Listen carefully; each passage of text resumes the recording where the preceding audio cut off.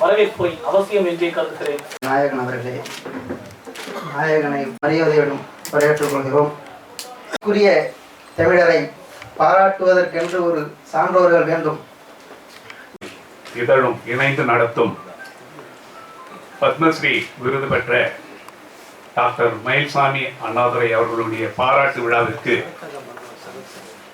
வருகை புரிந்து வரலாற்று சிறப்பினை உருவாக்கி தந்திருக்கின்ற இந்த விழாவிற்கு தலைமையேற்று சிறப்புரை வழங்க வந்திருக்கும் மேனாள் தலைமை நீதிபதி, ஜார்க்கண்ட் மாநில மேல்முறையீட்டு தீர்ப்பாயத்துடைய மேனாள் தலைவர், வணங்குதலுக்கும் போற்றுதலுக்கும் உரிய மாண்புமிகு ஐயா நீதியரசர் ஐயா எம் கற்பகநாயகம் உலக அளவிலே தன்னுடைய நிறுவனத்தை உலகத்தில் 10வது நிறுவனமாக நடத்தி கொண்டிருந்து இந்த துபாய் நாட்டிலிருந்து இந்த நிகழ்ச்சி தமிழருக்கும் பெருமை சேர்த்துக் கொண்டிருக்கின்ற என்னுடைய அன்பு சகோதரர் திரு எஸ் லட்சுமணன் டெக்டான் குழும நிறுவனங்களுடைய தலைவர் அவர்களே என்னுடைய பணிவான வணக்கத்தினை முதலில் தெரிவித்துக் கொள்கின்றேன்.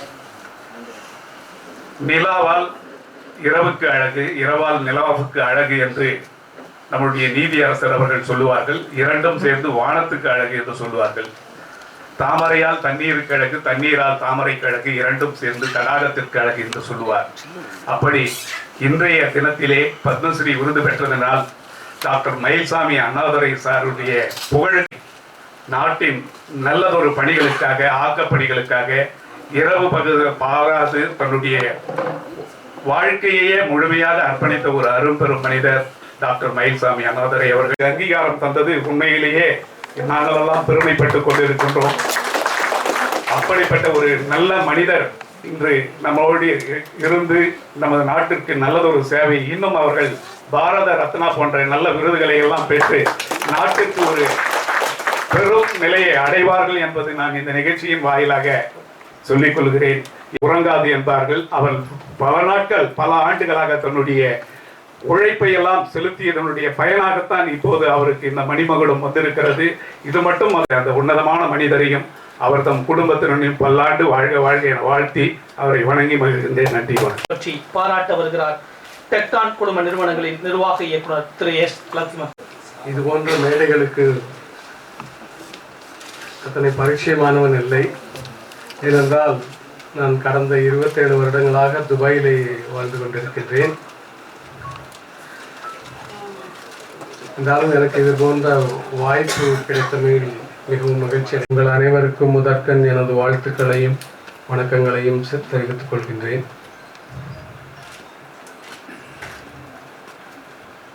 திரு மயில்சாமி அண்ணாதுரை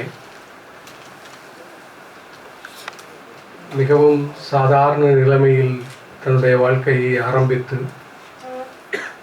நான் அவரது ஒரு இன்டர்வியூவில் கேட்டேன், அவரது முதல் வகுப்பு ஆரம்பித்தது மாட்டுக்கொட்டகையில், பின்னர் மாரியம்மன் கோவில் திறனையில், அதன் பின் பொள்ளாச்சியின் சுற்று வட்டாரத்தில் உள்ள சிறிய சிறிய டெக்டான் இன்ஜினியரிங்னு ஒரு கம்பெனி நடத்திட்டு இருக்கேன். உலகத்தில் 12 நாடுகளில் எங்களுடைய ஸ்தாபனம் இருக்கின்றது. மொத்தம் 36,000 பேர் துபாயிலும், மற்ற நாடுகள்லாம் சேர்த்து 52,000 பேர் என்னிடம் வேலை செய்து ரொம்பவும் நம்புறது என்னவென்றால் நன்றி கூறி விடைபெறுகிறேன். ஆசிரியர் திரு சானவாஸ் அவர்களை அன்பு. எந்த விதமான ஒரு செய்திகளை சேகரித்து அவங்க வந்து செயல்படுத்திருக்காங்கன்னு தெரியல. அதே மாதிரி பார்த்தீங்கன்னா ஒவ்வொரு 2000க்கு பிறகு வந்த இனோவேட்டிவ் வந்த ஐடி ஸ்டூடெண்ட்ஸு அங்கே வேலை செய்கிறவங்க ரொம்ப வாசிப்பு தளத்துலையும் சரி நிறைய நூற்றாண்டில் ஓங்கி ஒழிக்கும் எங்கள் விஞ்ஞான குரலை பாராட்ட வருகிறது ஒரு கம்பீர குரல் திரு ஸ்டாலின் குணசேகரன் அவர். துபாயில இருந்து வருகை புரிந்து இந்த நிகழ்வுக்காகவே வருகை புரிந்த நிகழ்வை பெருமைப்படுத்தி இருக்கிறேன். ஆனால் மேடையிலே வந்து அவர்களால் பேச இயலாது. மரியாதைக்குரிய மயில்சாமி அண்ணாதுரை அவர்களுக்கு பேச்சும் எழுத்தும் அவருக்கு இயல்பாக அமைந்திருக்கு. மொழி ஆளுமை அமைந்திருக்கு. நீங்கள் இந்த 2 புத்தகத்தை நீங்கள் வாசித்து பார்த்தால் கதை படிப்பது போல இருக்கும். ஆனால் கருத்தான மிக்க புத்தகம். ஒரு இடத்துல அவர் சொல்கிற போது மிக மாவென் என்றால் அது செவ்வாய் கிரகத்துக்கு அமெரிக்க தேசத்தில் இருந்து அனுப்பப்படுகிற விண்கலத்தின் பெயர் மாவென். இவர் ஒரு சர்வதேச மாநாட்டிலே பேசுகிறார். பாராட்டுதலுக்குரிய டாக்டர் மயில்சாமி அண்ணாதுரை அவர்களே, பாராட்டி விட்டு சென்றிருக்கிற சாது பெருமக்களே, டாக்டர் மயில்சாமி அண்ணாதுரைக்கு பாராட்டு விழா. பல பேர் இணைந்து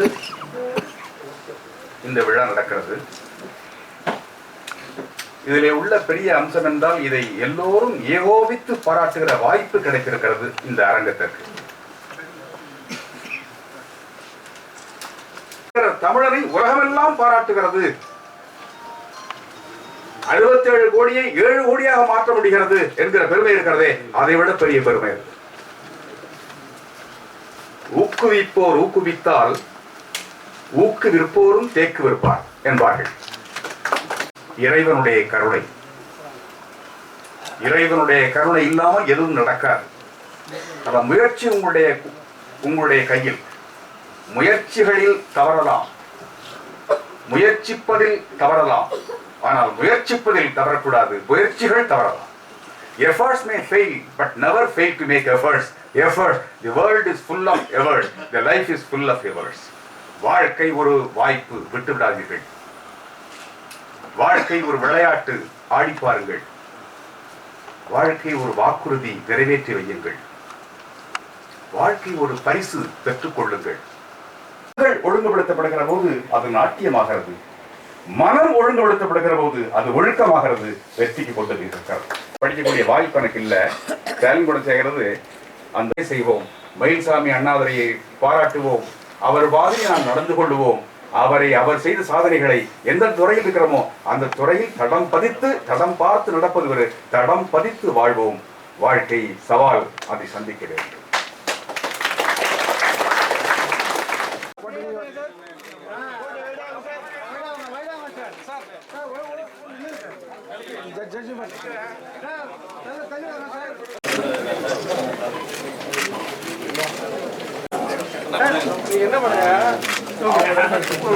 வெவ்வேறு மடல கூப்பிட்டாங்க.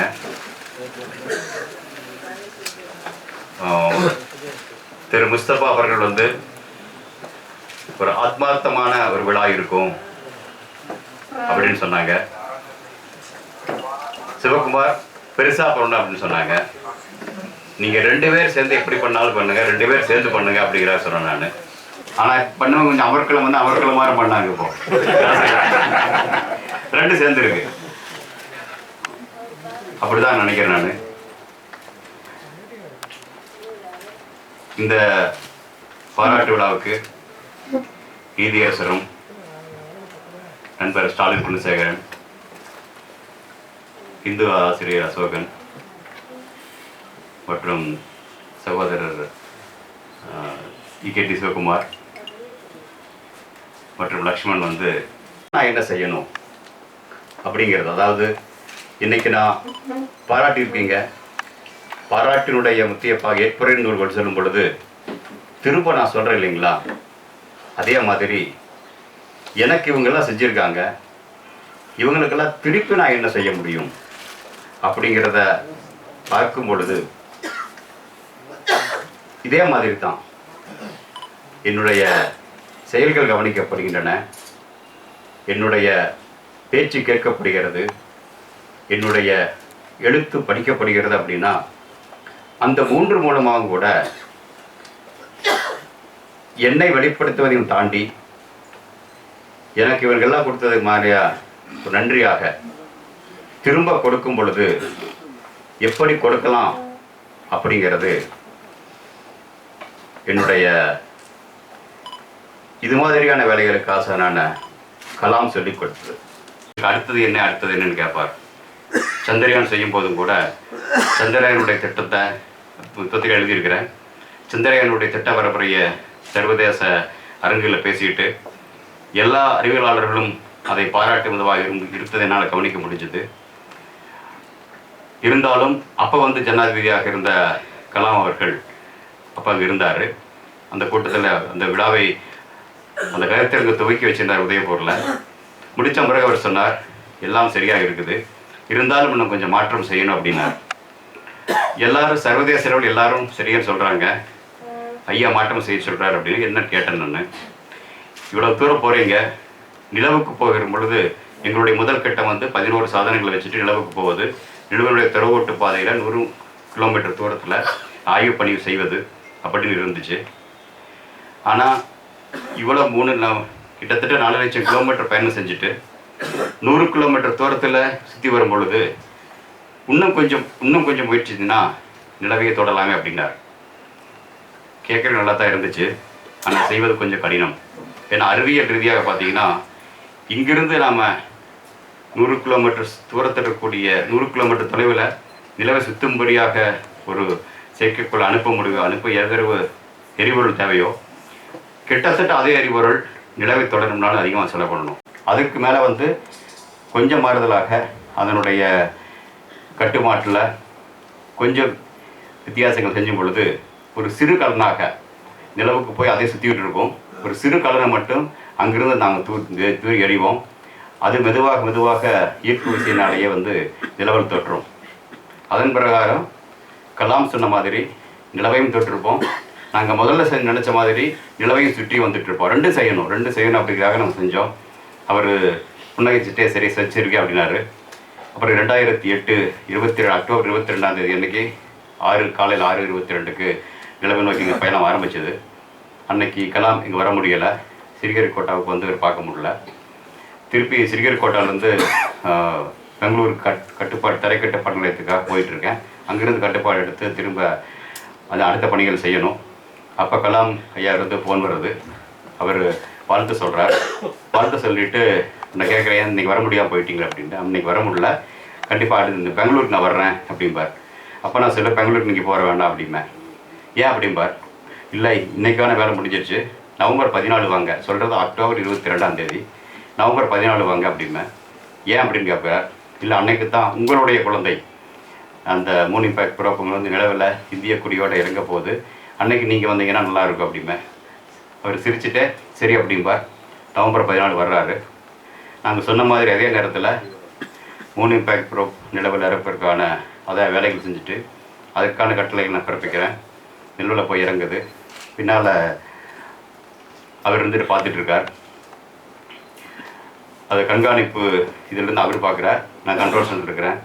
எல்லாம் முடிஞ்சு வெற்றின்னு தெரிஞ்சால் பிறகு வெளியே வர்றோம். நல்லா பத்திரிகையாளர்கள், ஊடக நண்பர்கள், உங்களுடைய இந்த பாராட்டுரைகளும் எல்லாம் கேட்ட உங்களுடைய அந்த ஒரு நல்ல ஒரு மனதில் இருக்கக்கூடிய அந்த ஆத்மார்த்தமும் சேர்ந்தும் பொழுது இன்னும் நிறைய செய்யணும் அப்படிங்கிறத எனக்கு மனசில் தோணுது. கண்டிப்பாக இன்னும் வருங்காலகட்டங்களில் எனது எழுத்தும் எனது பணியும் எனது பேச்சும் எனது மூச்சும் கூட கண்டிப்பாக இன்னும் கொஞ்சம் அதிகமாக செய்யணும். அடுத்து என்ற அந்த கலாமுடைய வார்த்தையும் இன்னும் கொஞ்சம் அப்படிங்கிற அப்பாவினுடைய அந்த உந்துதலும் என்னை மேலே கொண்டு போகும் நம்புகிறேன். நன்றி, வணக்கம்.